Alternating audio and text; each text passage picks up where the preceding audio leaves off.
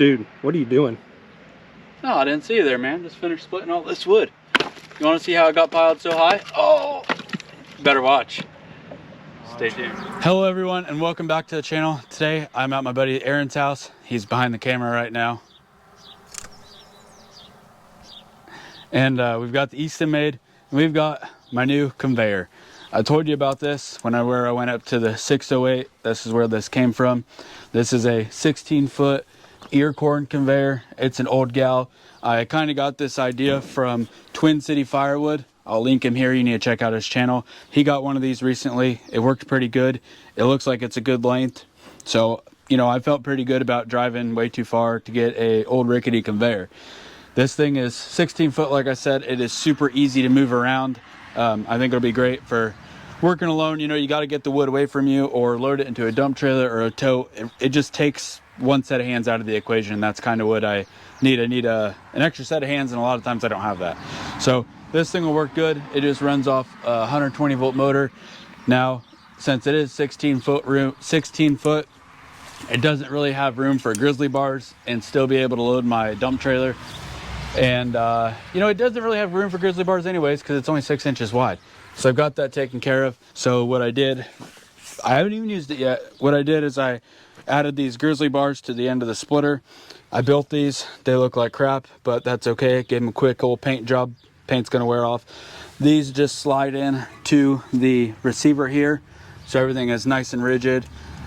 This only cost about 50 bucks from Menards to make. It isn't super thick stuff, but it should filter out a lot of our stuff, keep it off the conveyor. I also added this little rubber doormat too here.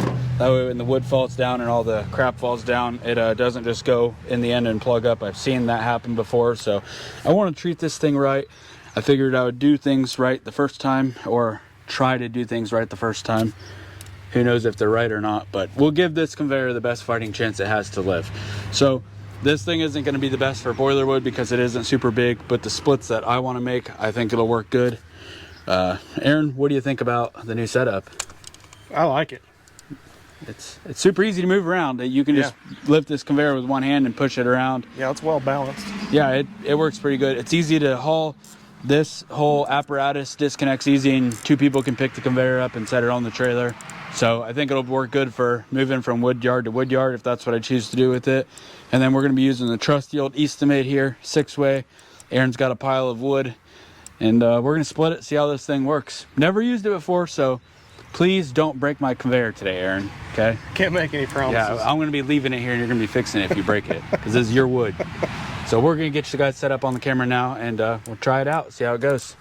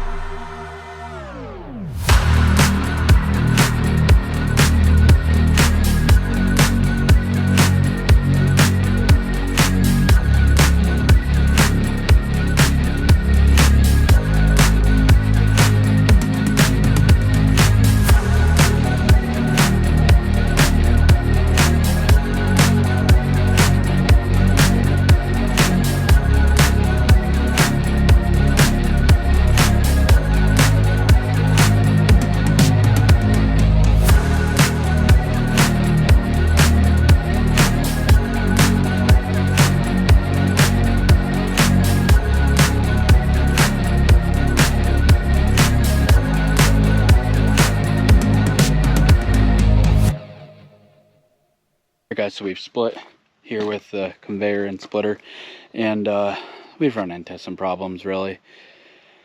I think the conveyor, like I said, it needs half of the spikes, and then this motor up here, we've had some get plugged, which isn't bad. It's obviously not good, but because this is belt drive and there's no chain up there, it won't just snap the chain, it just slips the belt. You shut it off, plug it, it's fine. I think the table here, this little funnel, needs to be wider. The conveyor, bottom line, it's just not wide enough for Firewood. I think it'll work with some modifications. I'll like it a lot more.